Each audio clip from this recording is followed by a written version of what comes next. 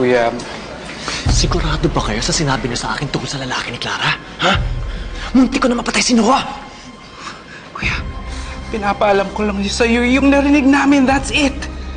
Hindi ko alam mangyayari to. Boss, kalma lang.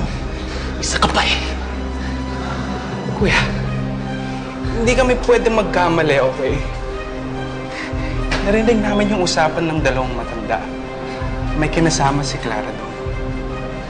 Oo, boss. Dalawa kami nakarinig. Kaya imposibleng magkamali kami sa narinig namin.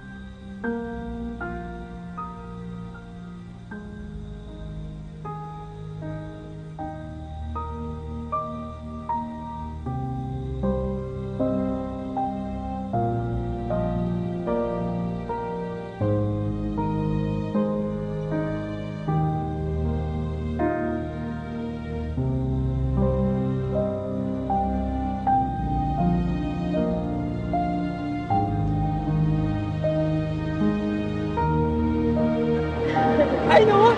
Hi! Hi, Tito! Sama? Tuntua, Noah! Wow! Ang cute mo talaga!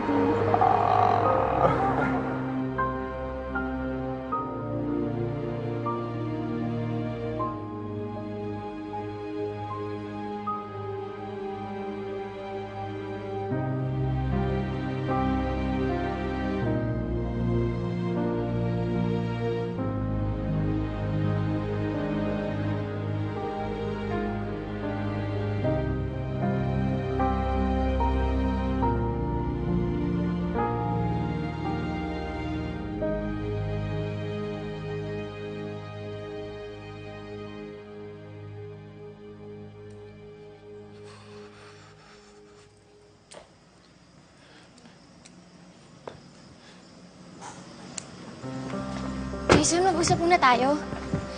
Sa ibang araw na lang. Kailangan punta ng ospital na accident si Noe. What?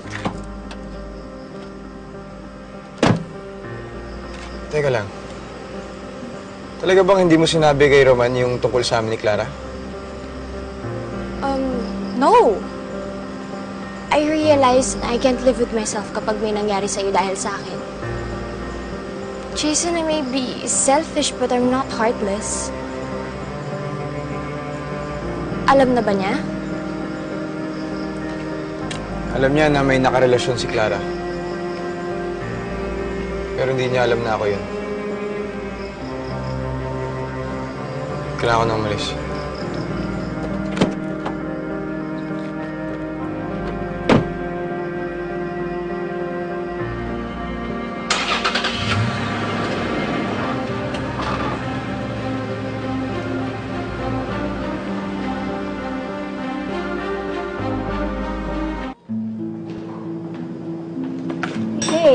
Pero kapag nalaman ni Roman na si Jason yung nasa picture, He won't. Not unless I tell him. Tsaka binlock ko na siya sa phone ko. My plan worked in the end. Clara gets to suffer while Jason is safe. Teka, seryoso ka ba? Hindi ka ba naawa sa baby? Pati siya nadami dahil sa kabaliwan mo. Well, karma yun ni Clara. Karma? Oh, iba ka na talaga. Kung nakapagsalita ka, parang hindi ka namatayan ng anak ka.